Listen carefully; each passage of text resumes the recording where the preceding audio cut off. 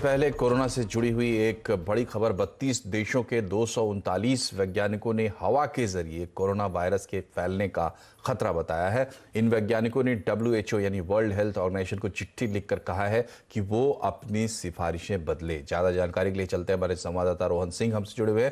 रोहन, क्या क्या कहा है वैज्ञानिकों ने और अगर उनकी बात सच है तो इसके खतरे क्या है? जी, ये पहली बार नहीं है कि कोरोना वायरस के एयरबॉर्न होने की बात कही गई है, लेकिन ये पहली बार जरूर है कि इतनी बड़ी संख्या में वैज्ञानिकों ने इस बात को रखा है। WHO को चिट्ठी लिखी है। दुनिया भर के 32 देशों के 240 के लगभग वैज्ञानिकों ने ये चिट्ठी लिखी है और WHO से कहा है कि उन्हें इस बात के सबूत मिले हैं कि कोरोना वायरस एयरबॉर्न है, यानी वो हवा में फैलता है और हवा में जो छोटे छोटे कण होते हैं, ड्रॉपलेट्स जिसे कहते हैं, जो मुख्य कैरियर होते हैं कोरोना वायरस के, वो काफी समय तक मौजूद रहते हैं और सिर्फ खांसने और छींकने के दौरान नहीं बल्कि सांस लेने से भी ये बाहर निकलते हैं और करीब एक कमरे की दूरी के बराबर तक वे ट्रैवल कर सकते हैं। ये दलील दी गई है और इसके लिए सबूत भी दिए गए हैं। जो तमाम ऑब्जर्वेशंस हैं वैज्ञानिकों के, ये बहुत जल्दी एक रिसर्च पत्रिका में पब्लिश होने वाले हैं, लेकिन उससे पहले चिट्ठी बाहर आ गई है और इस चिट्ठी में WHO से अपने रिकमेंडेशंस को बदलने के लिए कहा गया। हालांकि WHO अब तक इस संभावना से इनकार करते आ रहा है। WHO की तरफ से जो बयान आया है उसके मुताबिक उनके पास इस तरह की बात पहले भी आ चुकी है। उन्होंने तमाम ऑब्जर्वेशन के बाद ही इस निष्कर्ष पर पहुंचे हैं कि कोरोना वायरस हवा में नहीं फैलता है, लेकिन ये पहली बार है। इतनी बड़ी संख्या में वैज्ञानिकों ने इस बात को लिखा है तो कहीं ना कहीं इस बात को दोबारा से अब WHO को विचार जरूर करना होगा। शुक्रिया रोहन। और वैज्ञानिकों के इस दावे में कितना दम है और क्या अब घर में भी मास्क पहनना पड़ेगा, जानने के लिए देखिए कंज्यूमर अड्डा आज शाम 5:27 पर।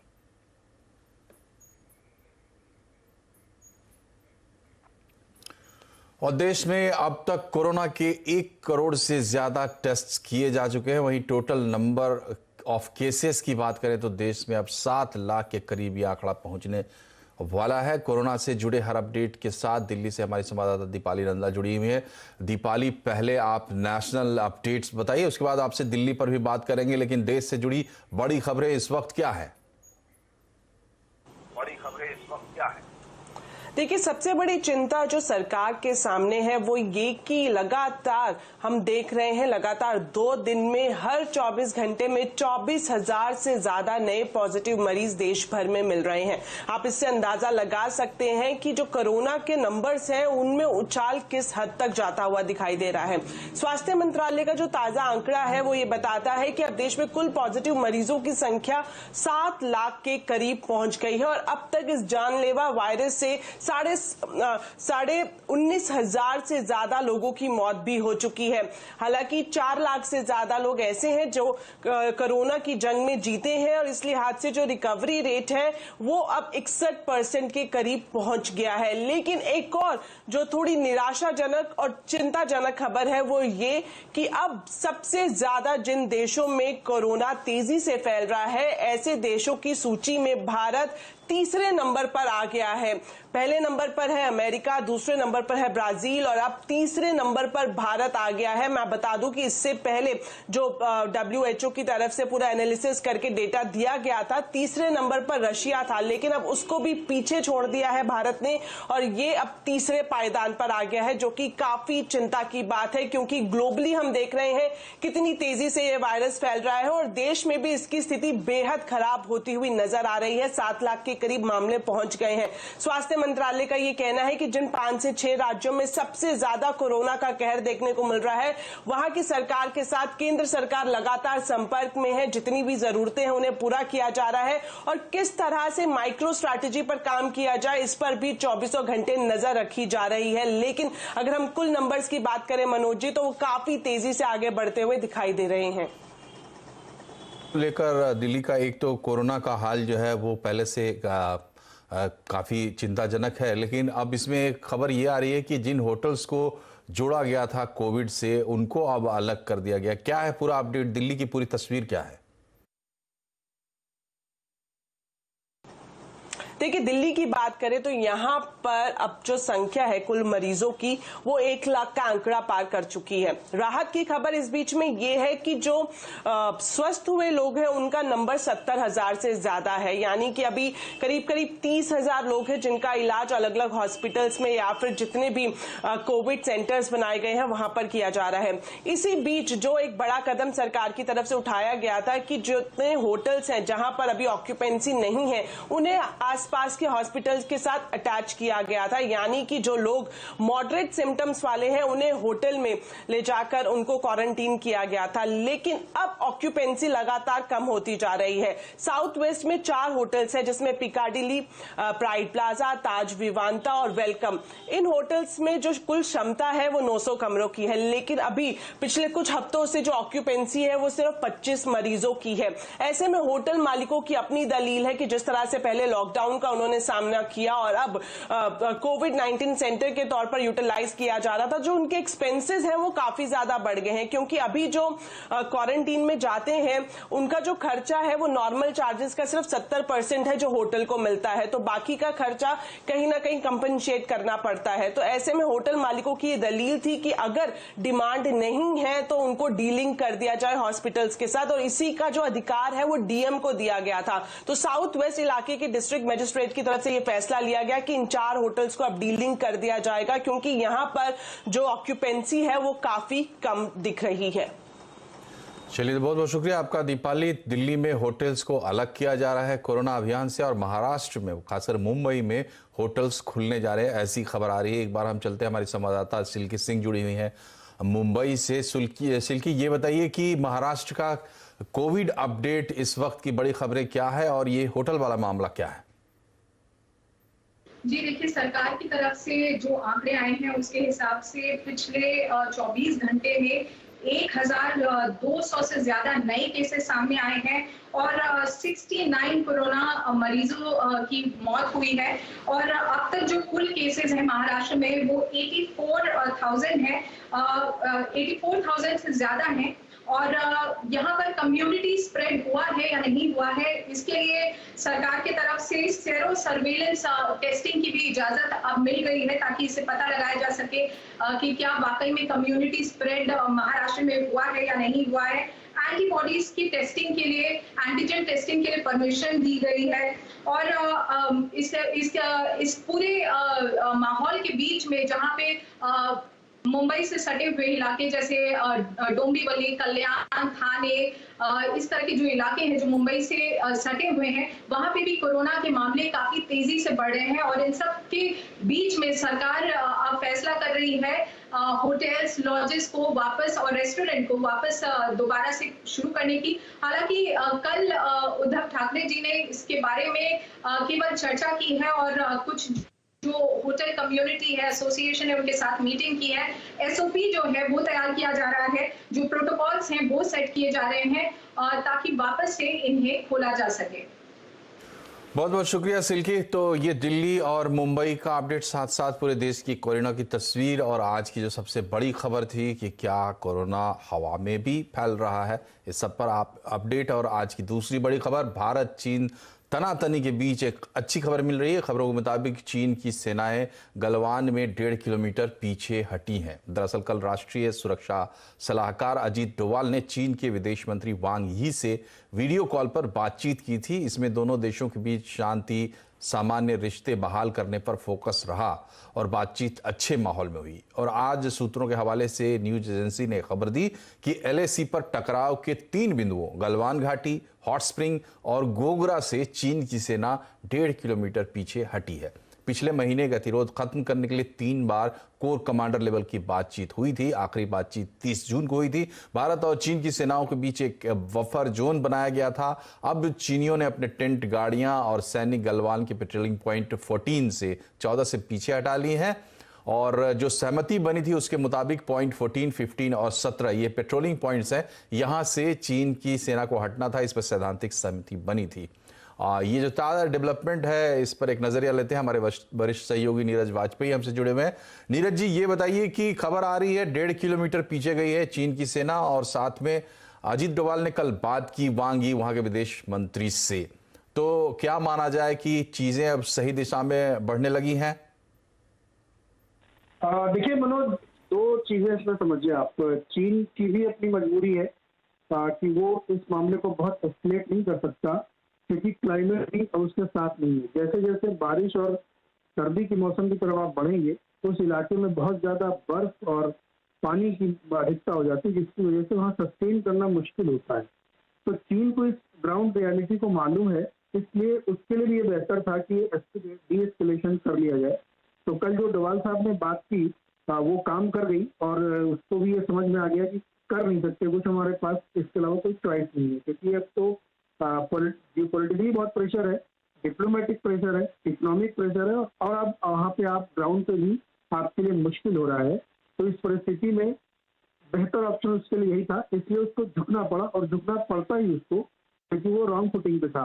तो कल जो डोवाल साहब के साथ बात हुई, उसके बाद ये नतीजा निकला है कि दोनों देशों के जो एक कमेटी बनी हुई है इस मुद्दे पर बात करने के लिए, वो अपनी बात जारी रखेंगे और डीएस्केलेट करेंगे। खबरें ये है कि 2 किलोमीटर पीछे तक वो जा चुके हैं, जहाँ से एलएसी के पीछे, जहाँ से उनको माना जाता है कि उसके पीछे रहेंगे। तो अभी शायद 2-3 किलोमीटर और पीछे रहेंगे। अमूमन एक परंपरा है कि उस लाइन से 4-5 किलोमीटर दूर रहते हैं, कभी कभार पेट्रोलिंग के लिए जाते हैं।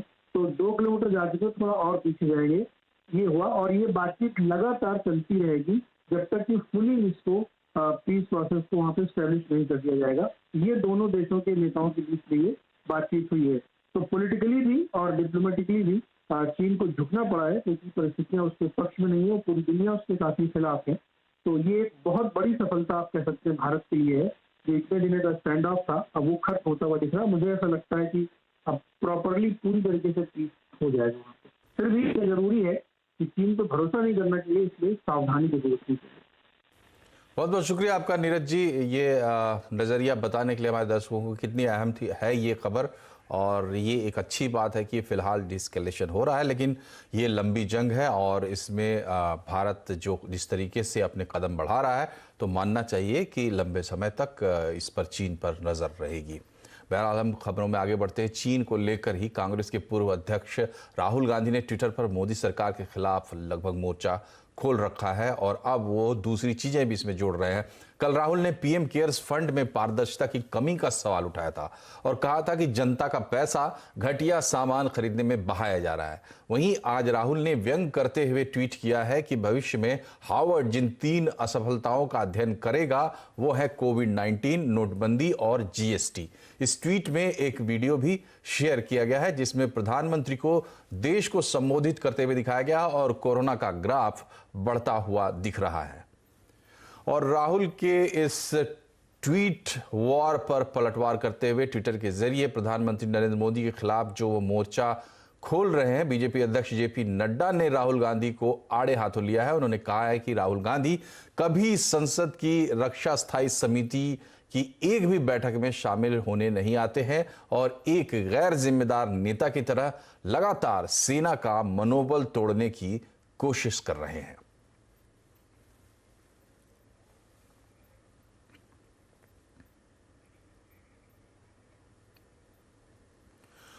और हो सकता है कि बहुत जल्द चीनी के दाम बढ़ जाएं। सचिवों के समूह ने चीनी का बिक्री मूल्य 2 रुपए प्रति किलो बढ़ाने की मंजूरी दे दी है। ये सीएनबीसी आवाज़ की पहले की दी हुई खबर है। इस पर और बात करते हैं, हमारे economic policy editor Lakshman Roy हमसे जुड़ गए हैं। लक्ष्मण जी, ये बताइए, एमएसपी बढ़ाने का नोटिफिकेशन कब तक आने वाला है, कब यह अमल में आएगा? जी बिल्कुल, उस लिस्ट में से एक हिस्सा सरकार ने लगभग पूरा कर दिया है। वो है मिनिमम शुगर प्राइस बढ़ाने को लेकर के, मिनिमम सेलिंग प्राइस बढ़ाने को लेकर के। होता क्या है कि चीनी कंपनियां कितने दाम पर चीनी बेचेंगी ये सरकार तय करती है। इसको कहते हैं मिनिमम सेलिंग प्राइस यानी एमएसपी। और सरकार, चीनी कंपनियों का यह कहना है कि आपने जो एमएसपी तय की थी 31 रुपए प्रति किलो, वो अब काफी हद तक घाटे का सौदा हो चुका है, क्योंकि चीनी की उत्पादन लागत काफी ज्यादा ज्यादा बढ़ गई है। तो लगातार चीनी कंपनियां सरकार से मांग कर रही थी कि आप इस एमएसपी में बढ़ोतरी करिए। अब मुझे सूत्र से यह जानकारी मिली है कि शुक्रवार को सचिवों के समूह की महत्वपूर्ण बैठक हुई थी कैबिनेट सचिव की अगुवाई में, और वहां पर यह तय किया गया कि चीनी की एमएसपी जो अभी 31 रुपए प्रति किलो है उसको बढ़ा करके 33 रुपए प्रति किलो कर दी जाए, यानी 2 रुपए प्रति किलो की बढ़ोतरी। हालांकि इसका औपचारिक ऐलान नहीं हुआ है, औपचारिक नोटिफिकेशन नहीं हुआ है। जैसे ही इस मीटिंग के मिनट ऑफ द मीटिंग आएंगे उसके आधार पर नोटिफिकेशन जारी किया जाएगा। बहुत हद तक संभावना इस हफ्ते नोटिफिकेशन आ जाए, और अगर यह बढ़ जाता है तो चीनी कंपनियों को एक साल में 5,000 करोड़ रुपए से ज्यादा की मदद मिल जाएगी, जिससे गन्ना किसानों का भुगतान करना भी काफी आसान हो जाएगा। बाकी के प्रस्ताव पर चर्चा चल रही है, उसको चूंकि कैबिनेट से मंजूरी लेनी पड़ेगी तो उसमें थोड़ा सा वक्त लग रहा है। बहुत बहुत शुक्रिया लक्ष्मण जी। तो लक्ष्मण जी जो बता रहे हैं उसमें चीनी मिल ज़्यादा प्राइस ले पाएंगे तो स्वाभाविक है कि जो चीनी बाजार में आ रही है उसके भी दाम बढ़ेंगे इसके फॉल आउट के तौर पर। बहरहाल हम यहाँ पर रुक रहे एक छोटे से ब्रेक के लिए। ब्रेक से वापस आएंगे तो आपको बताएंगे मार्केट का हाल और कुछ और खबरें छोटे से ब्रेक के बाद। ब्रेक के बाद एक बार फिर से आपका स्वागत है। और अब बात बाजार की। बाजार में लगातार चौथे दिन आज तेजी देखने को मिली और आज के उछाल में निफ्टी ने 10,800 को पार भी किया, जो पिछले 4 महीनों का उच्चतम स्तर है। निफ्टी बैंक के भी सभी 12 शेयरों में खरीदारी देखने को मिली है। आज के सेशन का पूरा अपडेट लेते हैं सुमित मेहरोत्रा से। सुमित, बताएं आज की हाइलाइट्स क्या रही? हफ्ते की एक शानदार शुरुआत आज के सत्र में होते हुए दिखाई पड़ी। लगातार चौथा दिन जबकि भारतीय बाजारों में खरीदारी रही। मेजरली सभी एग्रेसिव सेक्टर, चाहे कि आप बैंकिंग देख लें, ऑटो, मेटल, सब में खरीदारी थी। हालांकि बिकवाली रही आज डिफेंसिव स्पेस में। फार्मास्यूटिकल, एफएमसीजी थोड़े से प्रेशर में जरूर आते हुए दिखाई पड़े। इसके अलावा पीएसयू और डिफेंस स्टॉक्स के लिए अच्छा दिन था। एक जोरदार तेजी आज पूरे स्पेस में आते हुए दिखाई पड़ी। आज M&M, Bajaj finance, Bajaj Finserv जैसे शेयर जो थे उनमें कुछ हद तक मूव आया। और साथ ही साथ मिड कैप, स्मॉल कैप एक और ऐसा सब सेगमेंट जहां पर एक अच्छी खासी बाइंग है, 1-1.5% के आसपास का मूव आता हुआ दिखाई पड़ा। तो एक और शानदार सत्र आप कह सकते हैं भारतीय बाजारों के लिए आज के सत्र में देखने को मिला। जी, तो और आज किन सेक्टर्स और शेयर्स में ज्यादा हलचल देखने को मिली सुमित? देखिए, पहले निफ्टी कुछ बढ़ने वाले शेयरों की बात की जाए तो आज M&M, Bajaj finance, Hindalco, Tata Motors यहां पर कुछ हद तक खरीदारी थी। इसके अलावा बिकवाली आई गेल के अंदर, बजाज ऑटो में, HDFC में और साथ साथ विप्रो के अंदर भी कुछ हद तक दबाव आता हुआ दिखाई पड़ा। मिड कैप के लिए आज एक बेहतरीन दिन रहा। BHEL के लिए एक जोरदार तेजी आज के सत्र में आई, 40 का लेवल भी इसने पार किया। इसके अलावा SRF, अशोक लेलैंड, कमिंस जैसे कुछ और ऐसे नाम जहां पर खरीदारी आते हुए दिखाई पड़ी। मिड कैप लूजर्स में bank of India, idea, Glenmark और IB हाउसिंग कुछ नाम जहां पर आज प्रेशर रहा। F&O का भी टॉप गेनर आज BHEL ही रहा। इसके अलावा M&M, बजाज फाइनेंस और SRF यहां पर भी आज के सत्र में खरीदारी आते हुए दिखाई पड़ी। F&O लूजर्स में लुपिन, टोरेंट फार्मा, आइडिया और मैरिको में कुछ हद तक प्रेशर आज के सत्र में क्रिएट हुआ। इसके अलावा PSUs में कोई भी कंपनी उठा लीजिए, चाहे आप BHEL हो, भारत डायनामिक्स हो, HCL हो, कोचिन शिपयार्ड हो, सब में ही चौतरफा खरीदारी आते हुए दिखाई पड़ी। साथ ही साथ ऑटो से M&M, अशोक लेलैंड, टाटा मोटर्स, मारुति कुछ ऐसे नाम जहां पर आज के सत्र में खरीदारी रही। इसके अलावा आज खबरों के आधार पर ITC एक्स डिविडेंड के बाद कुछ हद तक प्रेशर यहां पर आता हुआ दिखाई पड़ा। इसके अलावा Dhampur, ICICI bank, Shriram transport कुछ और ऐसे नाम जहां पे खबरें और खबरों का असर आता हुआ दिखाई पड़ा। तो एक क्रूशियल शुरुआत, एक जोरदार शुरुआत तो जरूर हुई इस हफ्ते की। देखना होगा आगे किस तरह से मार्केट मूव लेता है। शुक्रिया सुमित मार्केट का हाल बताने के लिए। और टिड्डी दल को काबू में लाने के लिए सरकार अब एयरफोर्स की मदद ले रही है। टिड्डी दल पर स्प्रे के लिए M17 हेलीकॉप्टर, बेल हेलीकॉप्टर और ड्रोन का इस्तेमाल किया जा रहा है। पूरी खबर जानने के लिए चलते हैं असीम मनचंदा के पास। असीम, कितना गंभीर है यह संकट और किस तरीके से निपटा जा रहा है? देखिए, पिछले साल के मुकाबले इस साल टिड्डी दल का अटैक जो है काफी बड़ा है और ये काफी तेजी से फसलों को नुकसान जो है वो पहुंचा रहा है। तो ऐसे में इनकी रोकथाम के लिए सरकार जो है एयरफोर्स की मदद जो है वो ले रही है। एयरफोर्स के M17 हेलीकॉप्टर का इस्तेमाल जो है टिड्डी दल के ऊपर कीटनाशक स्प्रे करने के लिए जो है वो किया जा रहा है। इसके अलावा सरकार जो है करीबन 3 बेल हेलीकॉप्टर और 12 ड्रोन के जरिए कीटनाशक का स्प्रे जो है इनके ऊपर कर रही है। 200 टीमें जो है इनकी रोकथाम के लिए जो है वो लगाई गई है। ये शहर शहर जाकर के इनको ट्रैक जो है वो कर रही है और इनके ऊपर स्प्रे जो है वो किया जा रहा है। 3 राज्यों के अंदर अब टिड्डी दल का अटैक जो है वो फैला हुआ है। मध्य प्रदेश, राजस्थान और उत्तर प्रदेश में फसलों को नुकसान जो है वो पहुंचा रही है। राजस्थान के 7 से 8 जिले, मध्य प्रदेश का झांसी और उत्तर प्रदेश में महोबा जिला जो है इसकी चपेट में। महोबा में गन्ने की फसल को नुकसान जो है वो भी पहुंचा रही है। हालांकि सरकार का ये दावा है कि अब तक 2.5 लाख एकड़ के ऊपर स्प्रे जो है वो किया गया है और अभी तक जो टिड्डी दल है वो किसी भी बड़ी फसल को नुकसान पहुंचाने में जो है कामयाब नहीं हुआ है। लेकिन अब मानसून का ऑनसेट जो है वो शुरू हो चुका है, तो ऐसे में टिड्डी दल का अटैक जो है वो काफी बढ़ने का खतरा है। तो सरकार जो है इसको लेकर के पूरी तैयारी जो है वो कर रही है और अब एयरफोर्स की मदद जो है वो भी ली जा रही है। तो सरकार को उम्मीद है कि आने वाले 4 हफ्ते के अंदर इनकी रोकथाम जो है वो पूरी कर ली जाएगी। शुक्रिया असीम। तो बड़ा खतरा है, लेकिन अब चूंकि हेलीकॉप्टर्स इसमें लगाए गए हैं तो मानना चाहिए कि टिड्डी दल पर नियंत्रण हो जाएगा। इधर मौसम विभाग ने अगले 2 दिन के लिए गुजरात में भारी बारिश की चेतावनी जारी की है। मौसम विभाग के मुताबिक इस भारी बारिश से बाढ़ जैसे हालात भी पैदा हो सकते हैं कुछ जगहों पर। अनुमान के मुताबिक सौराष्ट्र और कच्छ में कई जगहों पर भारी बारिश होने वाली है। दूसरी तरफ अब दिल्ली, हरियाणा और पंजाब में मानसून की बारिश शुरू हो चुकी है। मानसून अब लगभग पूरे देश में पहुंच चुका है। मौसम विभाग के हिसाब से इस बार बारिश सामान्य से ज्यादा लगभग 102% रहेगी।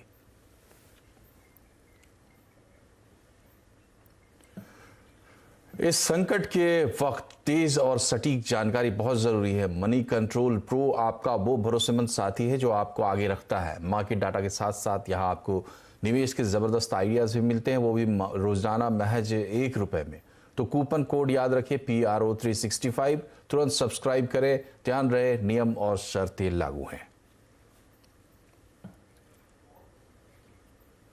इसी के साथ इस बुलेटिन में फिलहाल इतना ही, लेकिन खबरों पर लगातार अपडेट के लिए आप CNBC आवाज से जुड़े रहिए ट्विटर, फेसबुक और यूट्यूब के जरिए। नमस्कार।